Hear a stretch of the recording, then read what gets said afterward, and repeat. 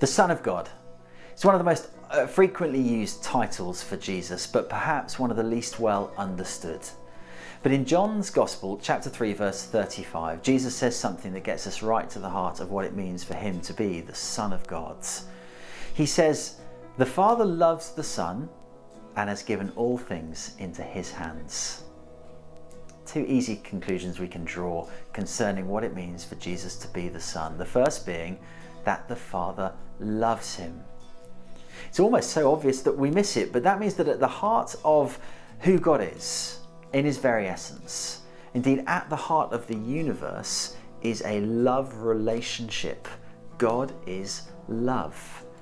It's a totally unique account of God and who he is. That means he's not some distant deity existing in glorious isolation, nor is he one of many gods competing with each other as rivals for control of the universe. No, he is Father, Son, and Holy Spirit, one God in three persons existing in glorious love.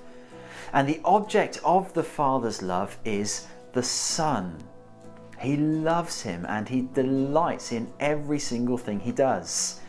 If you ever see a mother staring down dotingly at a newborn child, you're getting a glimpse of how the Father feels about the Son. If you ever see a dad standing on the sidelines of some sports field, gazing on proudly at their child as they compete in whatever it is they're competing in, you get a glimpse of how the Father feels about the Son. He just loves him and everything he does. At his baptism, he says, "This is my Son who I love." At his transfiguration, he says, "This is my Son who I love." And at the end of all time, he will exalt his Son to the highest place and point at him. And with a great beaming smile on his face, he will say, "This is my Son." Everything Jesus ever does is accompanied with a beaming smile because the Father loves the Son. And because he loves him, secondly, we can say he wants to give him all things. At Christmas, we often say of Jesus that he is God's gift to the world. And of course, wonderfully, profoundly, that's true.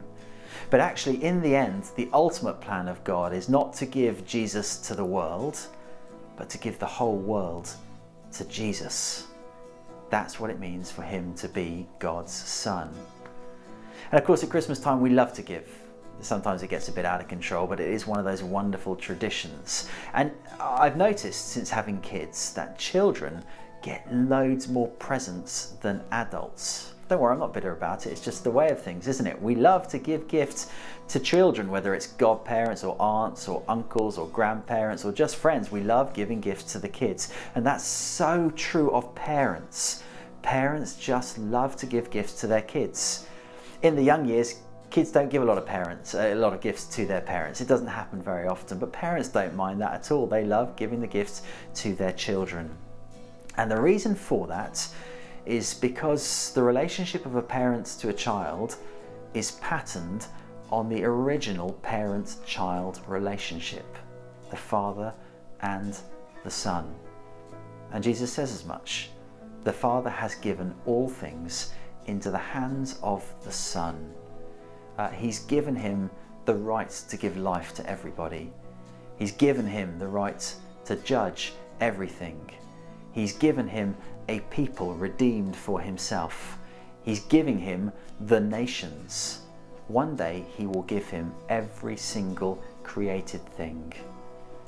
The little baby who lies in the manger that first Christmas is gloriously the heir of all things. And one day we will inherit it with him because he is the Son of God.